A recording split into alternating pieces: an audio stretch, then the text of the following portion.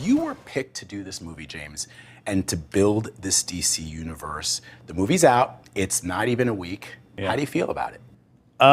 Relief, you know.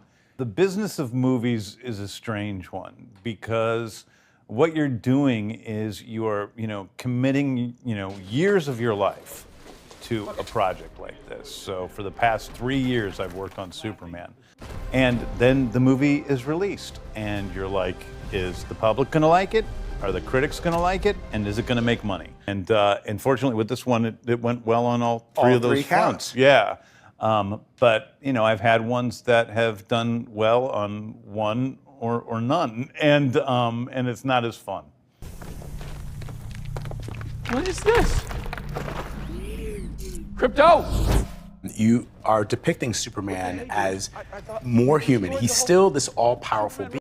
Good day, movie fans, data sleuths, and DC Universe addicts. Imagine this. James Gunn storms into DC Studios like a whirlwind, waving a 10-year roadmap, scrapping scripts left and right, and telling everyone who will listen that the old DC was pretty messed up. Well, that chaos. It is real, and today on Stats In, we are peeling back the curtain on Gunn's most audacious, risk-laden reboot yet. But first, if you love deep dives into movie stats, insider strategy, and the kind of stuff that makes your brain sparkle, hit subscribe and ring the notifications bell. That way, when the next DCU bomb drops, you will be first in line. Here is the thing, Gunn's reboot is not just a reset. It is a full-on reinvention. He and Peter Safran are leading a Chapter 1 of their DCU titled Gods and Monsters, and it is not business as usual. Gunn even admitted DC's past was pretty messed up, and now he is rewriting the DNA. Let us start with the foundation, the next Superman movie. Gunn says he's finished the treatment, and this is not just Superman 2, folks. He's building something bigger, something more universe-shaking. According to Warner Brothers, he's writing and directing the next Superfamily installment. That means Superman remains central, but he's sharing the stage, potentially with Supergirl, Lex Luthor, and more legacy players. Yes, Supergirl is coming too. Millie Alcock is set to lead her own film in the new DCU, arriving in June 2026. So this reboot isn't just about Clark Kent, it is about a family. A super family, obviously, but still a family. Then comes the twist. One of the new villains is not your typical evil superbaddie. Maria Gabriela de Faria is playing the engineer, a tech-savvy menace who literally shapes her biology with nanotech. Reports suggest she is more than just a foe. She might have a very personal connection to Lex Luthor. If that is romance, well, that is a power play for the ages. And that's not all. Gunn is not just planning one follow-up. Multiple sources say this is a long arc, not just a sequel. He's laying down a roadmap that goes well beyond the next Superman film, possibly spanning years and several key character stories. On top of that, live-action spin-offs are already in the works, such as a Mr. Terrific series and a Jimmy Olsen project. The universe is expanding in unexpected directions, and quickly. Now, here is where things get messy, and honestly pretty gutsy. Gunn scrapped a previously greenlit DC movie because he said the script was not good enough.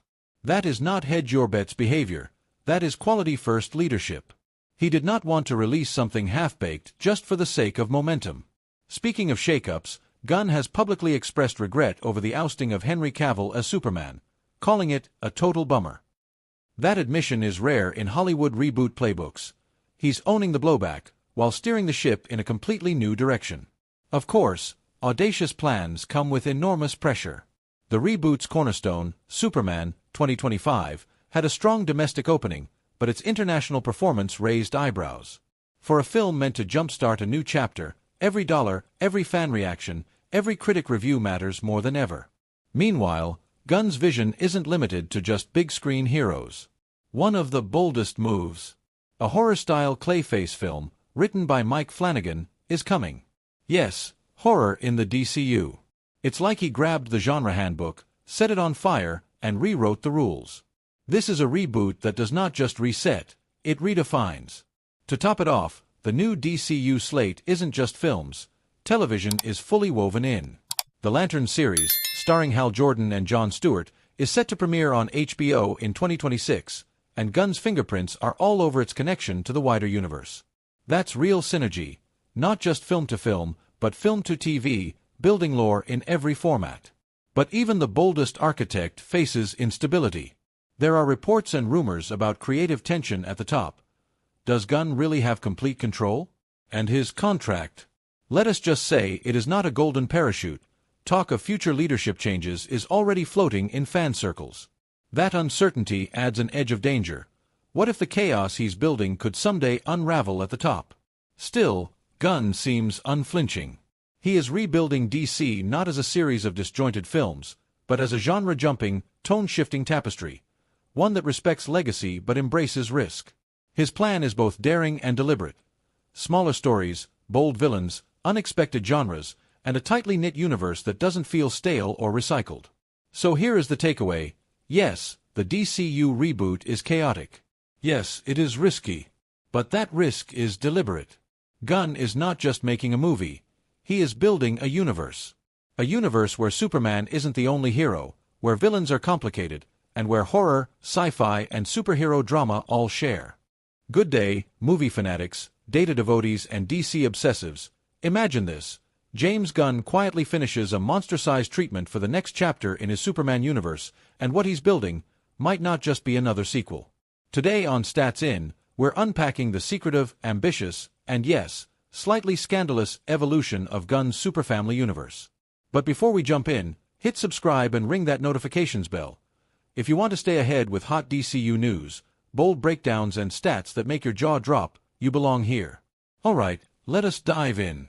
Here's what's going on. Gunn's not just making Superman 2, he's building a whole saga, and he calls it the Superfamily. According to recent comments, James Gunn has already finished the treatment for the next story in this saga. He's not shy. We're scheduling it now, going to shoot much sooner rather than later. That is not vague ambition, that is laser-focused world building. Now, here is the wild bit. This follow-up is not necessarily a traditional Superman sequel. Gunn himself clarified that while Superman has a major role, he's not calling it Superman 2. This is not just a continuation, it's a new chapter that spreads out into a larger universe. So what else is in this superfamily?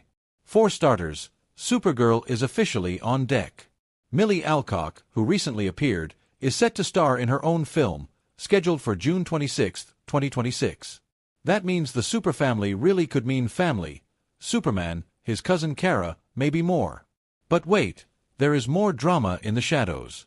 Maria Gabriela de Faria is playing the engineer, a very dangerous, very tech-savvy villain in this universe. Her powers? Nanotechnology in her bloodstream, letting her shapeshift into deadly high-tech weapons.